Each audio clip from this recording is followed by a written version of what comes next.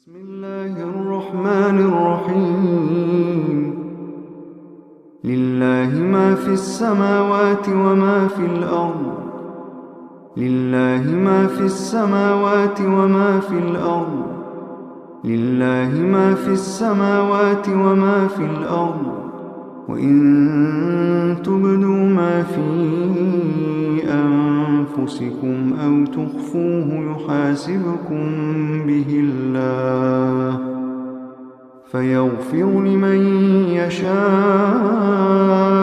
ويعذب من يشاء فيغفر لمن يشاء ويعذب من يشاء والله على كل شيء قدير والله على كل شيء قدير. لله رب العالمين والصلاة والسلام على سيد الأنبياء والمرسلين سيدنا محمد وآله وأصحابه أجمعين. قال الله تعالى: أعوذ بالله من الشيطان الرجيم بسم الله الرحمن الرحيم. التائبون العابدون الحامدون السائحون الراكعون الساجدون الآمرون بالمعروف والناهون عن المنكر والحافظون لحدود الله وبشر المؤمنين. صدق اللہ العظیم. بزرگان محترم، قابل احترام، سورہ توبہ کی آیت نمبر 112، جس آیت مبارکہ کی روشنی میں گزشتہ ہفتے کی تفسیر میں اختصاراً میں نے عرض کیا تھا، اس وقت اسی آیت مبارکہ کی میں نے تلاوت کرنے کی سعادت حاصل کی ہے. اس آیت کریمہ میں اللہ تبارک و تعالی نے اپنے ایمان والے، جنت کی بشارت پانے والے بندوں کے 9 اوصاف بیان فرمائے، جن میں سے ابتدائی 6 اوصاف، 6 اعمال اپنی ذات سے متعلق رکھتے ہیں، اور بقیہ جو 3 اعمال ہیں، 3 اوصاف ہیں، وہ دوسروں کی اصلاح سے متعلق رکھتے ہیں. اس وقت انہی 3 اوصاف کے سلسلے میں آپ کے سامنے عرض کرنا ہے کہ جن اوصاف کے ذریعے دین اسلام کی خدمت انجام دی جا سکتی ہے، اور خاص طور پہ جہاں اپنی اصلاح ضروری ہے، اسی طرح دوسروں کی فکر کرنا، دوسروں تک اللہ تعالیٰ کے احکامات کو پہنچانا، یہ بھی ہماری ذمہ داری ہے.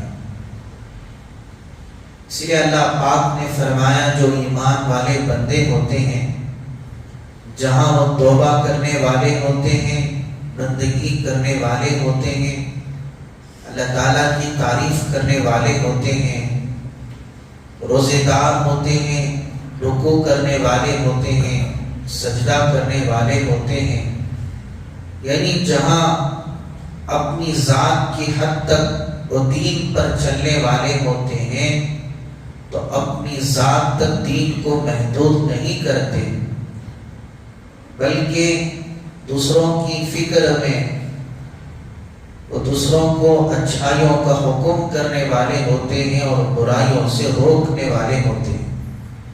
الآمرون بالمعروف، نیک کام کا حکم کرنے والے، والناہون عن المنکر، اور برائیوں سے روکنے والے، والحافظون لحدود اللہ، اور اللہ تعالیٰ کے حدود کی حفاظت کرنے والے ہوتے ہیں. تو امر بالمعروف اور نہی عن المنکر یہ اسلام کا ایک اہم ترین فریضہ ہے جو ہر مسلمان پر عائد ہے. خود دین پر چلتے ہوئے، خود نماز پڑھتے ہوئے، خود سیدھے راستے پر چلتے ہوئے اپنی فیملی کی، بیوی بچوں کی، خاندان قبیلے کی، ساری ہی مسلمانوں کی فکر کرنا یہ امر بالمعروف اور نہی عن المنکر کہلاتا ہے. یعنی جس طرح اپنے آپ کو سیدھے راستے پر چلانا اور برائیوں سے روکنا ضروری ہے، اسی طرح ہم میں سے ہر ایک پر یہ ضروری ہے. حضور اکرم صلی اللہ علیہ وسلم کا ارشاد ہے، من رأى منکم منکرا فلیغیرہ بیدہ، جو تم میں سے کوئی کسی برائی یا ناجائز امر کو دیکھے، اسے چاہیے کہ ہاتھ سے روکنے کی طاقت ہو تو ہاتھ سے روک دے. فَإِن لَّمْ يَسْتَطِعْ فَبِلِسَانِهِ، ہاتھ سے روکنے کی طاقت نہیں تو زبان سے روک دے. فَإِن لَّمْ يَسْتَطِعْ فَبِقَلْبِهِ، زبان سے بھی روکنے کی طاقت نہیں ہے تو اس کو دل سے برا جانے. وَذَلِكَ أَضْعَفُ الْإِيمَانِ، اور یہ ایمان کا سب سے کمزور درجہ ہے، اس کے بعد اور کوئی درجہ نہیں. جہاں ہاتھ سے روکنے کی طاقت ہے، قدرت ہے، وہاں ہاتھ سے روکنا ضروری ہے. اور جہاں ہاتھ کا استعمال نہیں کر سکتے، زبان چل سکتی ہے، زبان سے کہہ سکتے ہیں تو زبان کا استعمال ضروری ہے. اور جہاں زبان بھی نہیں چلا سکتے تو آخری درجہ ہے کہ دل سے گناہ کو گناہ سمجھیں، گناہ سے نفرت کریں. اگر یہ احساس بھی ختم ہو جائے کہ غلطی کو دیکھ کر بھی دل میں احساس نہ ہو تو اس حدیث کی روشنی میں گویا اس کے اندر ایمان کی کوئی علامت موجود نہیں. اس لیے کہ ایک صحابی نے حضور اکرم صلی اللہ علیہ وسلم سے سوال کیا کہ اگر میں مومن ہوں تو اس کی پہچان کیا ہے؟ آپ علیہ السلام نے ارشاد فرمایا، اگر تمہارے اندر نیکی کا احساس پیدا ہو، نیکی کو دیکھ کر، نیکی والے کام کو کر کر تمہیں خوشی ہو، نیکی کو نیکی سمجھو، اور برائی کے سلسلے میں تمہارے اندر نفرت پیدا ہو، برائی کو برائی جانو، تو یہ تمہارے ایمان اور مومن ہونے کی علامت ہے. الآمرون بالمعروف، کہ صرف یہ اللہ کے مقربین ہی کی صفت نہیں ہے، بلکہ اللہ نے ہر کسی مسلمان خواہ مرد ہو یا عورت یہ حکم دیا ہے کہ اپنی ذات کی اصلاح کے ساتھ، بلکہ یوں کہیے کہ اپنی ذات کی اصلاح دوسروں کو دعوت دینے میں منحصر ہے. کہ جب تک ہم دوسروں کو نماز کی دعوت دیں گے تو ہمیں نماز کی توفیق ہوگی، دوسروں کو سچائی کی دعوت دیں گے تو ہمیں سچ بولنے کی توفیق ہوگی. یعنی جس چیز کی طرف دعوت دی جاتی ہے، بلایا جاتا ہے، تو سب سے پہلے دعوت دینے والے کو اس عمل کی توفیق ہوتی ہے. اللہ پاک نے کلام پاک کے سینکڑوں مقامات میں امر بالمعروف اور نہی عن المنکر کی اہمیت بتلائی. سورہ توبہ میں اللہ نے ارشاد فرمایا، والمؤمنون والمؤمنات بعضهم اولیاء بعض، ایمان والے مرد اور ایمان والی عورتیں یہ آپس میں ایک دوسرے کے دوست ہیں. ان کے پہچان کیا ہے؟ یأمرون بالمعروف، نیک کام کا حکم کرتے ہیں، وینہون عن المنکر، اور برائیوں سے روکتے ہیں، ویقیمون الصلاۃ، اور نماز قائم کرتے ہیں، ویؤتون الزکاۃ، اور زکوٰۃ ادا کرتے ہیں، ویطیعون اللہ ورسولہ، اور اللہ اس کے رسول کی اطاعت کرتے ہیں. اولئک سیرحمہم اللہ، یہی وہ حضرات ہیں کہ جن پر عنقریب اللہ رحم فرمائے گے. تو ایمان والوں کی پہچان میں اللہ نے سب سے پہلی نشانی یہ بتائی کہ وہ ایک دوسرے کو نیک کام کا حکم کرتے ہیں اور برائیوں سے روکتے ہیں۔ تو اسی صورت میں اس سے پہلے رکوع میں اللہ پاک نے منافقین کی پہچان بتلائی، المنافقون والمنافقات بعضهم من بعض۔ منافق کہتے ہیں جو زبان سے اپنے آپ کو مسلمان کہیں لیکن دل میں کفر رکھتا ہو، نفاق رکھتا ہو، ظاہر میں کچھ ہے باطن میں کچھ ہے، تو ایسے شخص کو منافق کہتے ہیں۔ تو جو منافق مرد اور منافق عورتیں ہوتی ہیں وہ آپس میں ایک دوسرے کے ساتھی ہیں۔ یأمرون بالمنکر، ان کی پہچان یہ ہے کہ یہ ایک دوسرے کو برائی کا حکم کرتے ہیں، وینہون عن المعروف، اور اچھائیوں سے روکتے ہیں۔ تو ایمان والوں میں اور منافقوں میں فرق ہے۔ مومن نیکی کی طرف دعوت دیتا ہے جبکہ منافق برائی کی طرف دعوت دیتا ہے۔ مومن برائی سے روکتا ہے لیکن منافق نیک کام سے روکتا ہے۔ تو یہ بہت بڑا فرق ہے منافق اور مومن میں۔ تو مومن کی پہچان جہاں بے شمار اس کے اعمال ہیں، یہ بھی خصوصی عمل ہے، الامر بالمعروف اور نہی عن المنکر۔ اسی عمل کی بنیاد پر اللہ پاک نے اس امت کو خیر امت کا خطاب دیا، کنتم خیر امت اخرجت للناس، کہ تم بہترین امت ہو، تمہارا وجود ہی لوگوں کو نفع پہنچانا، یعنی تم لوگوں کو نفع پہنچانے کے لیے نکالی گئی ہو۔ تأمرون بالمعروف، تم دوسروں کو نیک کام کا حکم کرتے ہو، وتنہون عن المنکر، اور برائیوں سے روکتے ہو، وتؤمنون باللہ، دوسروں کو دعوت دینے کے ساتھ خود بھی عمل پیرا ہو، خود بھی اللہ پر ایمان رکھتے ہو۔ اسی طرح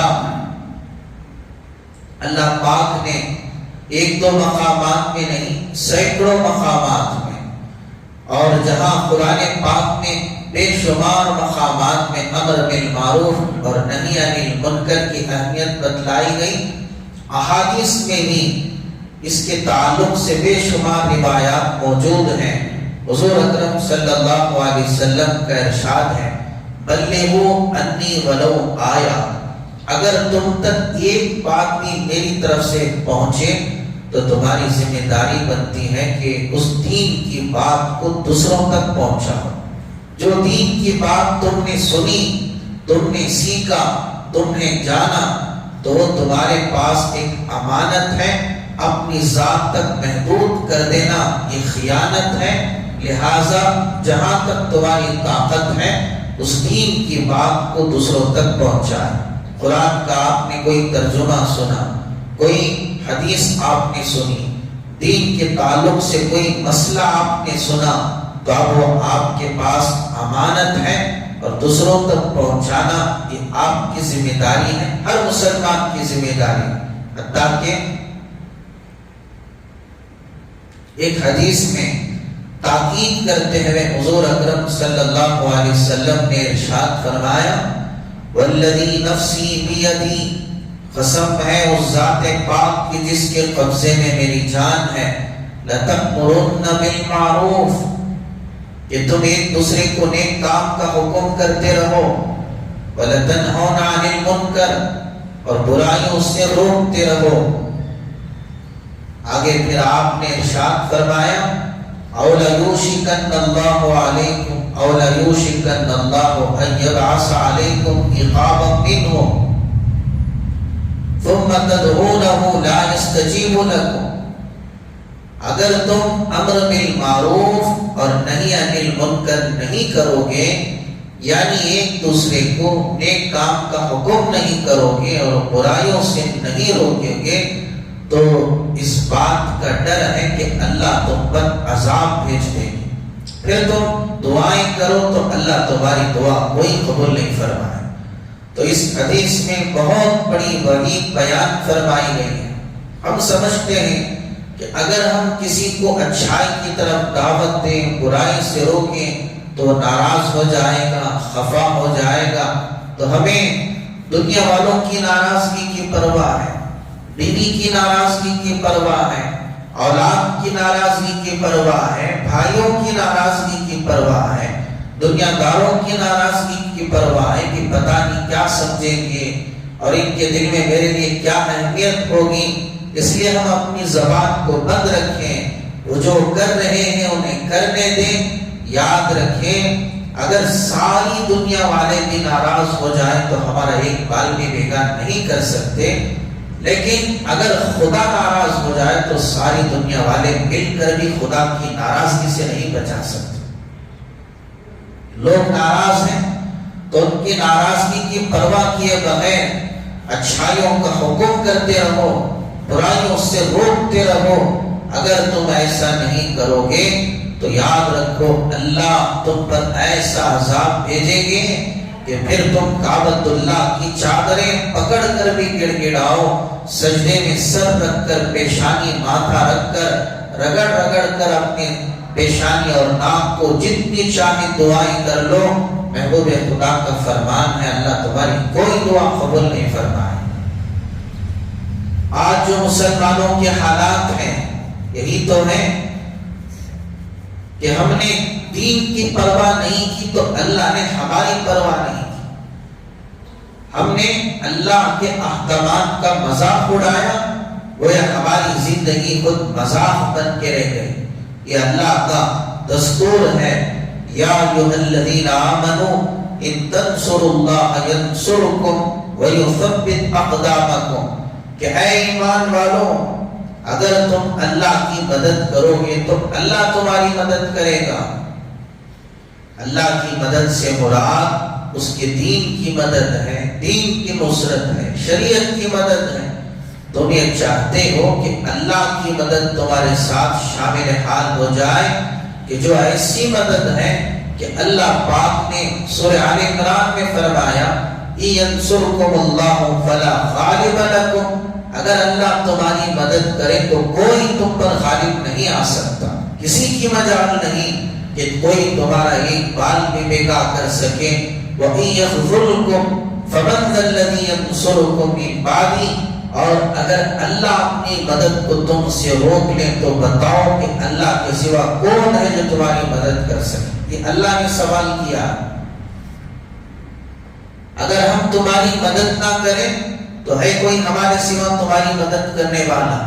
اگر تم چاہتے ہو کہ ہماری مدد تمہارے ساتھ شامل حال ہو تو ایک اللہ سے معاملہ کرو۔ وہ کیا ہے؟ سورہ محمد صلی اللہ علیہ وسلم کی آیت میں اللہ نے فرمایا تم آسان طریقہ ہے، تم ہماری دین کی مدد کرو، ہم تمہاری مدد کریں، تمہارے قدموں کو جما دیں گے۔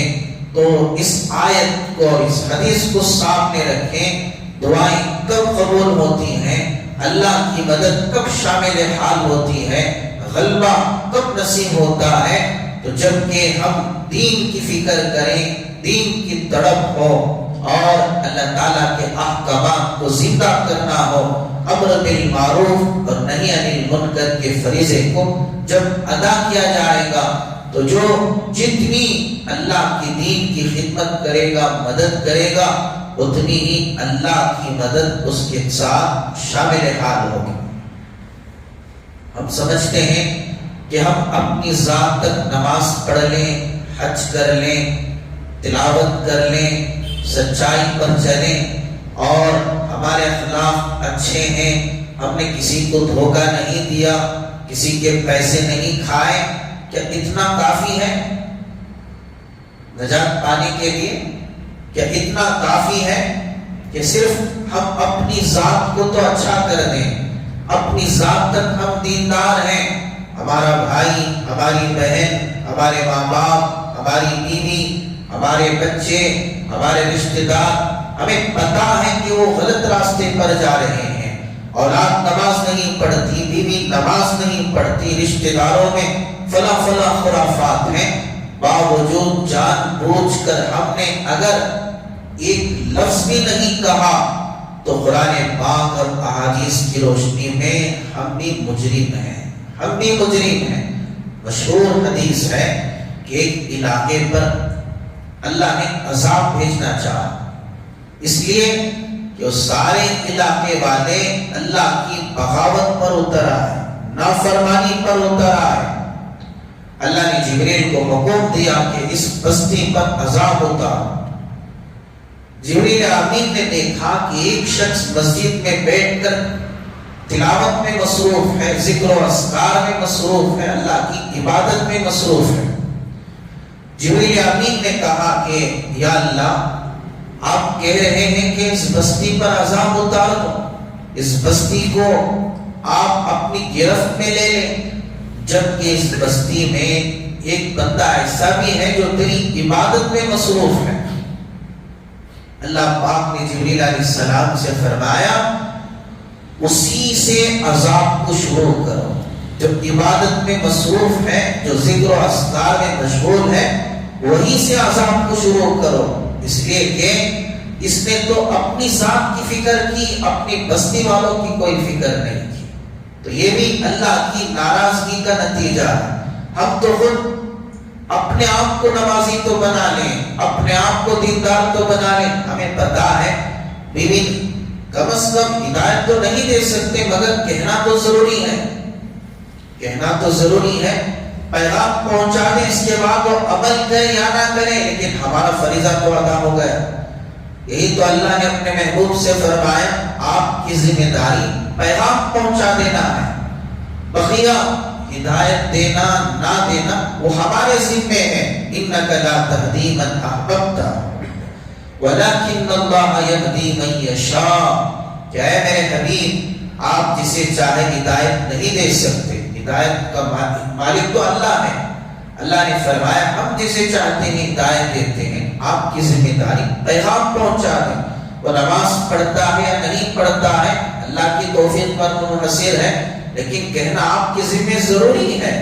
خاموشی یہ بھی جرم ہے. دین کو مٹتا ہوا دیکھ کر خاموش رہ جانا یہ بھی گناہ کبیرہ ہے. تو بزرگان محترم، سرکار مدینہ امام الانبیاء حضرت محمد رسول اللہ صلی اللہ علیہ وسلم کی سب سے عظیم سنت اور سب سے بڑی فکر تو یہی تھی. حدیث پاک میں ہے کان رسول اللہ صلی اللہ علیہ وسلم دائم الفکر متواصل الاحزان، کہ ہمیشہ آپ فکر مند رہتے تھے، ہمیشہ غمگین رہتے تھے. یہ غم کیسا ہے، فکر کیسی، یہ امت کا درد تھا کہ ساری امت جنت میں جانے والی بن جائے، جہنم سے بچ جائے.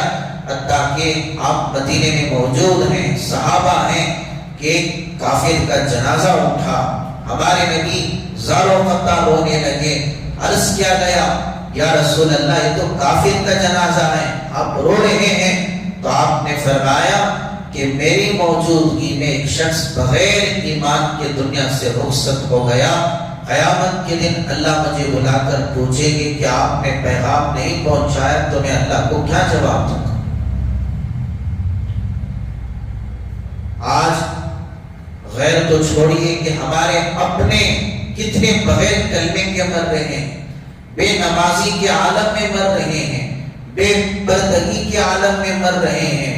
ہم نے دنیا کو ان کی اچھی کرنے کی فکر کی، ہم نے دنیاوی اعتبار سے ان کو خوش رکھنے کی فکر کی، لیکن آخرت کے اعتبار سے ہم نے ان کا کیا خیال کیا. قرآن پاک میں ایک دو مقام پر نہیں، سینکڑوں مقامات میں اللہ نے ہمیں جھنجھوڑا. مثلا ماں باپ ہیں، ان کی ذمہ داری بنتی ہے کہ اولاد کی جہاں دنیا میں اعتبار سے سہولتیں فراہم کرنا، کھانے پینے کی اور مکان کی ذمہ داری، تو اس سے بڑھ کر ان کی آخرت کی فکر کرنا یہ ماں باپ کی سب سے بڑی ذمہ داری. ماں باپ نے تو دنیاوی لحاظ سے ہر قسم کی سہولتیں اپنی اولاد کو فراہم کر دی، اگر دین کے اعتبار سے ان کی کوئی فکر نہیں کی تو یہی اولاد اپنی بدعمالیوں کی وجہ سے جب جہنم کا نوالا بنے گی، صاف صاف اللہ کے سامنے وہ پکارے گی کہ سورہ احزاب میں موجود ہے، آپ اٹھا کر دیکھ لیں. وہ کہیں گے کہ اے اللہ، جتنا عذاب آپ ہمیں دے رہے ہیں اس کا ڈبل عذاب ہمارے ماں باپ کو دیں، اس کا ڈبل عذاب ہمارے بڑوں کو دیں کہ انہوں نے ہماری فکر نہیں کی، انہوں نے ہمیں سیدھا راستہ نہیں دکھا، انہوں نے ہماری رہبری نہیں کی، رہنمائی نہیں کی. اے اللہ، جتنا عذاب آپ ہمیں دے رہے ہیں ضعفین من العذاب والعنہم لعنا کبیرا، کہ اس کا ڈبل عذاب انہیں دیجئے اور ان پر بڑی لعنت بھی فرمائیں۔ تو حضرات خود کی ذات کی اصلاح کے ساتھ دوسروں کی فکر کرنا، کلکم راع و کلکم مسئول عن رعیتی، حضور اکرم صلی اللہ علیہ وسلم نے فرمایا تم میں سے ہر ایک ذمہ دار ہے، ہر ایک نگران ہے، اور ہر ایک سے اس کی ذمہ داری کے تحت سوال ہوگا کہ اگر شوہر ہے تو بیوی بچوں کا ذمہ دار، اگر بڑا بھائی ہے تو اپنے چھوٹے بھائیوں کا ذمہ دار، مالک ہے تو نوکروں کا ذمہ دار۔ تو جو جس کا ذمہ دار ہے دنیا کے ساتھ آخرت کی فکر کرنا یہ بھی ضروری ہے۔ تو جہاں اللہ نے نیک بندوں کے اوصاف یہ بیان فرمائے کہ وہ توبہ بھی کرتے ہیں، بندگی بھی کرتے ہیں، سجدہ بھی کرتے ہیں، رکوع بھی کرتے ہیں، وہی اللہ نے یہ بھی فرمایا وہ دوسروں کی بھی فکر کرتے ہیں، دوسروں کو بھی اسلام کی دعوت دیتے ہیں، شریعت کی دعوت دیتے ہیں، برائیوں سے روکتے ہیں، اور جو والحافظون لحدود اللہ، اللہ کے حدود کی حفاظت کرتے ہیں، وقت کا تقاضا ہے والحافظون لحدود اللہ، یعنی یہ جو نویں صفت ہے، نوواں عمل ہے، اس کے تعلق سے انشاءاللہ آئندہ ہفتہ عرض کرنے کی جستجو کروں گا۔ بس اللہ کے حضور میں یہ دعائیں فرمائیں کہ اللہ پاک ہم میں سے ہر ایک کو دین پر چلتے ہوئے دوسروں کو بھی دعوت دینے کی توفیق عطا فرمائے، اور ہمیشہ اللہ ہم سب کو اپنے دین کا خدمت گزار بنائے، ہمیشہ اللہ کے دین کی نصرت کرنے والا بنائے، اور ہر اعتبار سے اللہ ہمیں جان کے اعتبار سے بھی، مال کے اعتبار سے بھی اللہ پاک ہم سب کو دین کے لیے قبول فرمائے۔ آمین ثم آمین، وآخر دعوانا الحمدللہ رب العالمین۔ درود شریف۔ اللهم لك الحمد كله ولك الشكر كله، وصل على حبيبك سيدنا ونبينا ومولانا محمد وبارك وسلم۔ ربنا آتنا في الدنيا حسنة وفي الآخرة حسنة وقنا عذاب النار۔